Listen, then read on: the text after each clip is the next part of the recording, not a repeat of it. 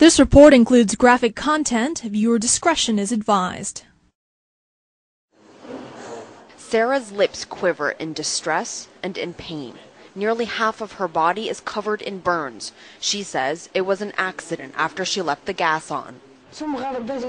I tried to light the stove, the 16-year-old explains. The flames erupted in my face. The staff at this burn center in Iraq's Kurdish north believe she's hiding the truth. We can tell from the burns, Zana Amin, the head nurse, tells us. Cooking accidents rarely result in burns this severe.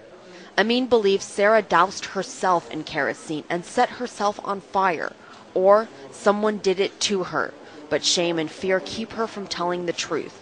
Hers is not the first case where doctors have seen an attempted suicide, or even more disturbing, a so-called honor crime, typically when a male relative kills a female family member accused of immoral behavior. The United Nations Population Fund estimates that thousands of women, it's hard to determine exactly how many, are murdered each year in the name of maintaining family honor. Sometimes even the smallest of actions, a phone call, a conversation, or even an innocent glance can be deemed immoral.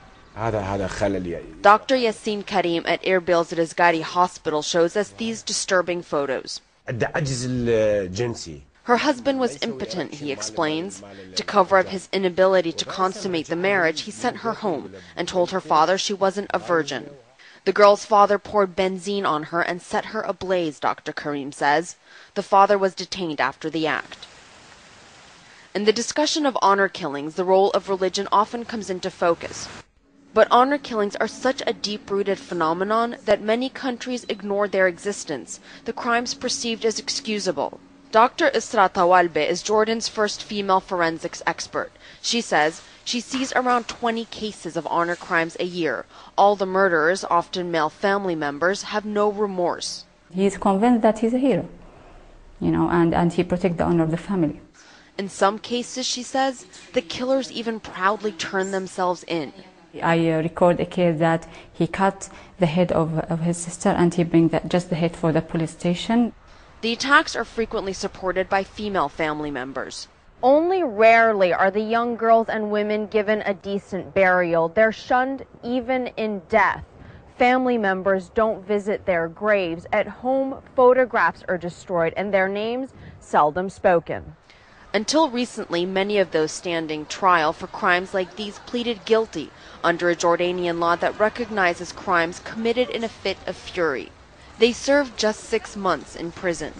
See here, convicted murderer walks free after receiving a reduced sentence.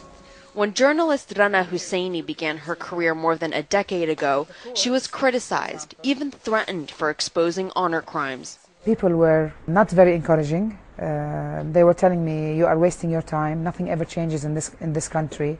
Others were accusing me of tarnishing the image of Jordan or trying to gain fame out of this issue, as well as accusing me of being a Western agent. She persisted and, with the help and support of others, forced change within the judicial system. We are always in breaking the silence for the victim, either alive or dead body, and we are going to start to talk on behalf of them. The perpetrators are beginning to receive longer sentences, but activists say there's a long way to go. With no laws to protect them, women are so terrified that at this shelter just outside of Amman, no one is willing to appear on camera. The director, Amal Azam, says they arrive confused, scared, and sleep-deprived. The problem is with the laws in the West. That I think they drafted better laws to protect women, to punish perpetrators if and when such a crime happens. In this part of the world, I think we're still struggling with the laws. There are laws that still discriminate against women. And struggling against society's attitudes towards women. This play, called Code of Honor, an attempt to create awareness and break the silence that justifies murder in the so-called name of honor.